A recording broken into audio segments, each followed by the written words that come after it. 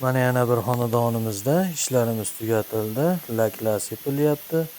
So'qillariga Barsha Skolmokridan, fasadlariga 3D mramor fasonimizdan berganmiz. Lak sepish jarayoni. Kimdir xonadoniga shunday fasadni so'qilni plitkalar kerak bo'lsa, Bunyodkor fasadga murojaat qila olasizlar. O'zbekiston bo'ylab dastavkalarimiz bor. Hamma rangidan, hamma shaklidan bor.